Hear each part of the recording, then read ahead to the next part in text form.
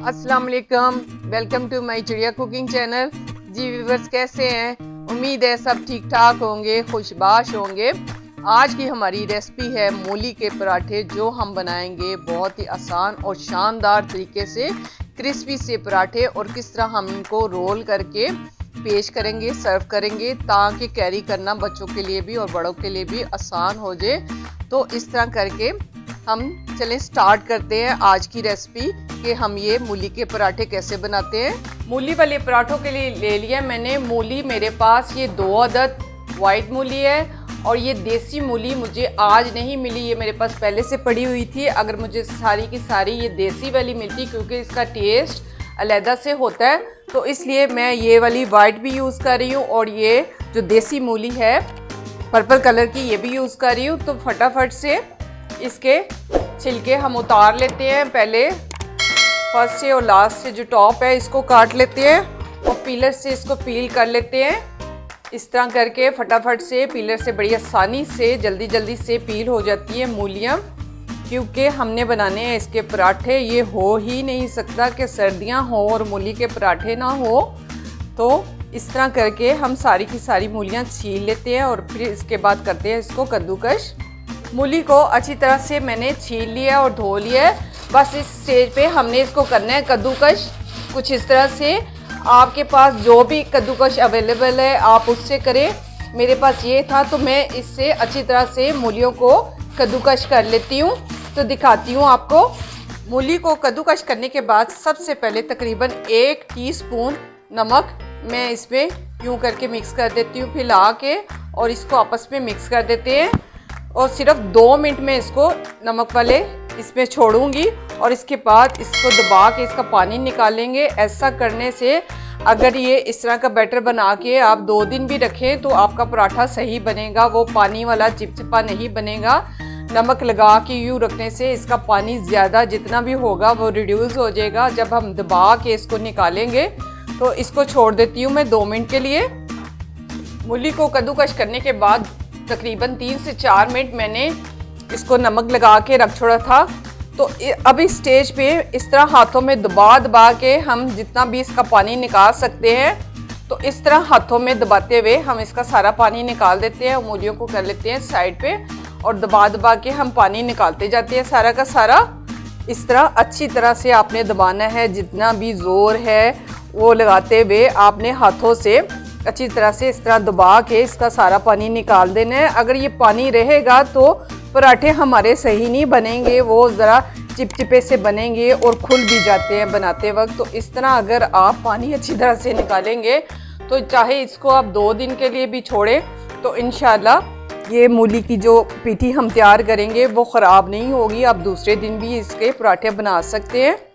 मूली कद्दूकश करने के बाद पानी अच्छी तरह से हमने निचोड़ लिया है। तो इसी स्टेज पे हम मसाला जात डाल लेंगे।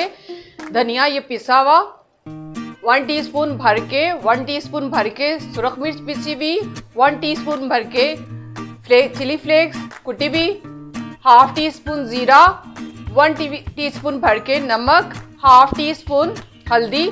तो ये सारा डाल देते हैं, और इसी के साथ तकरीबन 1 टीस्पून मैंने धनिया साबुत ले लिया है। इसको हम करेंगे हाथों में यूं क्रश। तो ये ऐड कर देते हैं साथ में, इसका एक अलहदा से ही खुशबू होती है।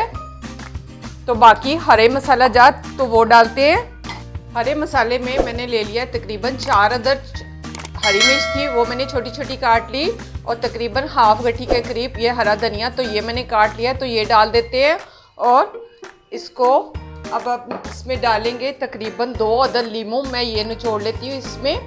आप अपनी मर्ज़ी के मुताबिक कोई भी खट्टा डाल सकते हैं, मगर बेसिकली इसमें लीमू ही अच्छा लगता है। अगर आप चाहें तो अनारदाना जो पिसा हुआ होता है तो आप वो भी डाल सकते हैं। तो बस इतने लीमू काफ़ी है जितनी हमारी मूलियाँ हैं। तो कर लेते हैं अच्छी तरह से इसको मिक्स।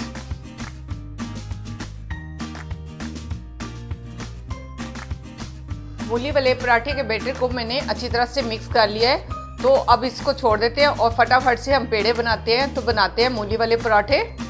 पेड़े बना लेते हैं इस तरह दरमियाने साइज़ के।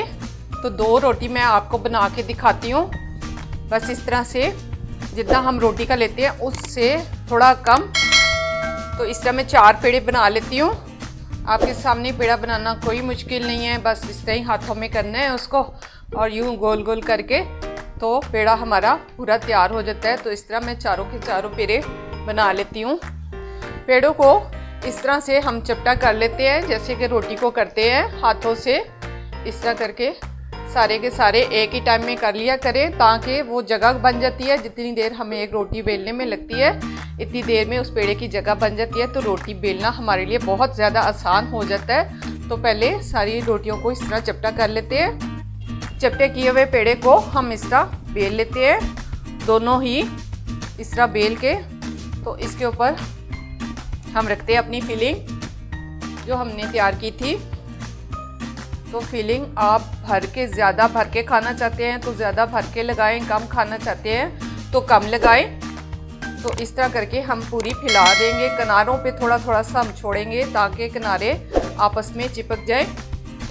तो दूसरी रोटी जो हमने इसकी बेली है तो इसको ऐसे करके चारों तरफ से एक जैसा और हाथों से यूं उंगलियों के पोरों से साइडों से हम प्रेस कर देते हैं और इसके बाद हम इसको थोड़ा सा खुश्क आटा लगा के तो हम बेल लेते हैं इसको थोड़ा सा ऊपर, और इसी तरह हम थोड़ा सा इस साइड की तरफ भी लगाते हैं और इसको बेल लेते हैं। पहले प्रेशर हम साइडों पे देंगे किनारों पे ताकि बाइंड भी हो जाए और रोटी भी हमारी गोल रहे। फिर दरमियान में से आहिस्ता आहिस्ता करके हम इसको बड़ा कर लेंगे कुछ इस तरह से।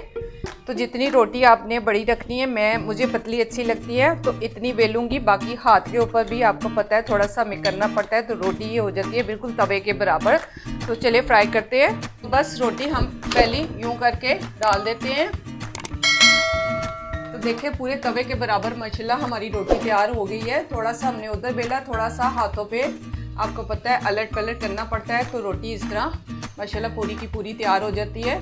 तो जैसे ही एक साइड से थोड़ा होता है तो हम इसको बदल लेंगे। थोड़ा सा ऊपर से ट्रांसपेरेंट होना शुरू होता है तो तब रोटी को पलटना है, हमने इससे पहले नहीं पलटना। अगर पहले पलटेंगे तो रोटी हमारी ख़राब हो जा सकती है या टूट भी सकती है।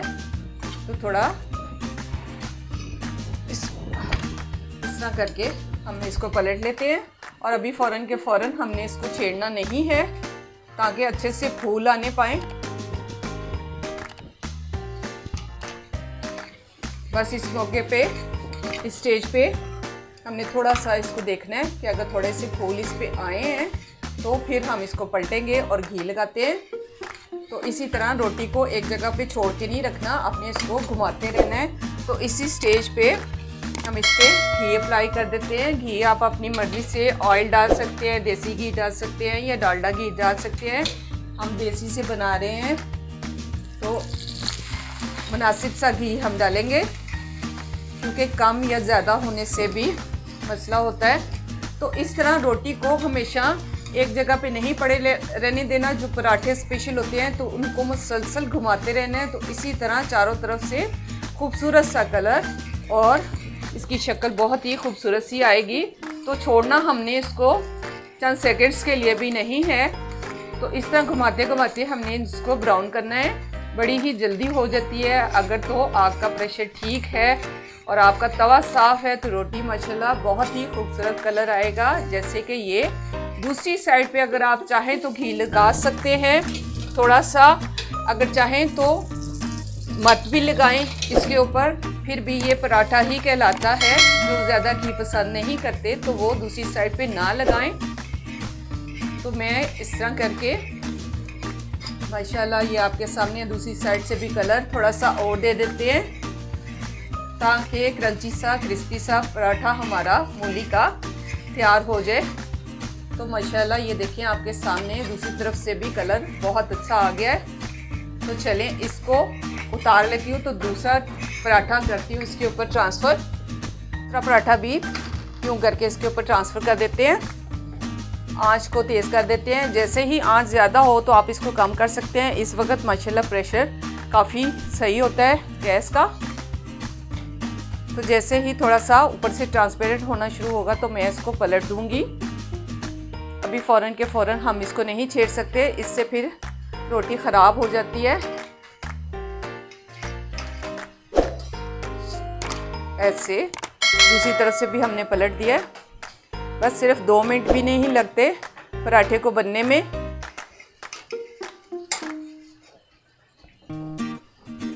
तवा आप हमेशा साफ रखिए, बल्कि रूटीन बनाएं कि जब भी रोटी बनाएं तो तवा साफ होना चाहिए। जैसे कि बर्तन हम रोज़ाना धोते हैं, तो इसी तरह हमें चाहिए कि बर्तनों के साथ हम तवे की भी रूटीन बनाएं। इसको रोज़ाना के रोज़ाना ही हम साफ़ करें।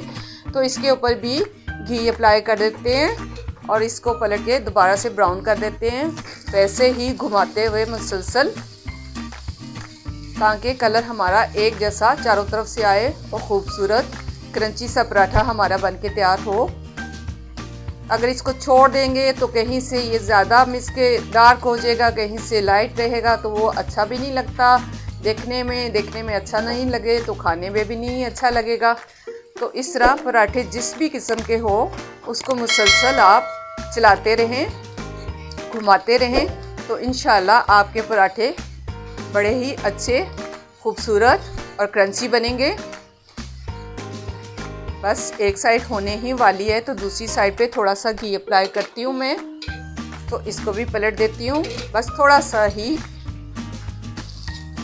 ये देखें माशाल्लाह दूसरा पराठा भी हमारा वैसा ही तैयार हुआ है। आप चाहें तो इससे भी ज़्यादा डार्क कर सकते हैं, मगर इतना बिल्कुल मुनासिब होता है। तो इसी तरह दूसरी साइड की तरफ से भी ये लाइट ब्राउन आ जाता है इसका कलर, तो हम इसको भी उतार लेते हैं। फिर मैं आपको दिखाती हूँ कि हम इसको कैसे अच्छी तरह से सर्व कर सकते हैं, ताकि बच्चों को कैरी करने में अच्छा लगे और वो आसानी से बाइट ले सके। माशाल्लाह देखें दूसरी तरफ भी कलर हमारा अच्छा सा आ गया है। तो चलें, ये भी पराठा हमारा बनके तैयार हो गया, तो करते हैं इसको प्लेट में ट्रांसफ़र। तो ये थे हमारे आज के मज़ेदार से मूली के पराठे जो मैंने बनाए, आपके सामने शेयर किए। इसके साथ मैंने बनाई इमली की चटनी खट्टी मीठी।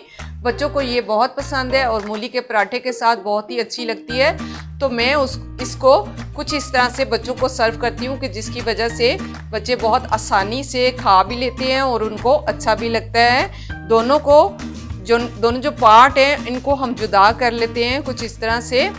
तो रोटी को हम खोल लेते हैं साइडों से, ऐसे करके बड़ी ही आसानी से खुल जाती है। इस वक्त गरम गरम सी रोटी है, तो इसलिए मुझे ज़रा प्रॉब्लम हो रहा है। तो इस तरह करके हम रोटी ये सारी इससे जुदा कर लेते हैं और इसका बना के देंगे हम बच्चों को एक अच्छा सा रोल। एक जगह से अगर थोड़ा सा इस तरह टूट भी जाए तो खैर है, हमने बनाने हैं इसके रोल सर्व करने के लिए, ताकि बच्चे अच्छी तरह से इसको कैरी कर पाएँ और खाने में भी उनको बहुत ही मज़ा आएगा। तो इस तरह 2 रोटी के आप 4 रोल बना के बच्चों को दें, बच्चे इंशाल्लाह आसानी से खा लेते हैं और ज़्यादा फिर खाते हैं। तो ये थे हमारे आज के शानदार से मूली पराठा जो मैंने बनाए और आपके साथ शेयर किए इसकी रेसिपी, कि कितनी आसानी से हम पराठे बना के और इस तरह रोल बना के उसको सर्व कर सकते हैं। तो उम्मीद है आज की रेसिपी आपको पसंद आएगी। तो मेरे चैनल को सब्सक्राइब कीजिएगा, लाइक कीजिएगा, शेयर कीजिएगा, दुआओं में याद रखिएगा, अपना ख्याल रखिएगा। मिलते हैं एक नई रेसिपी के साथ। ओके, अल्लाह हाफिज़।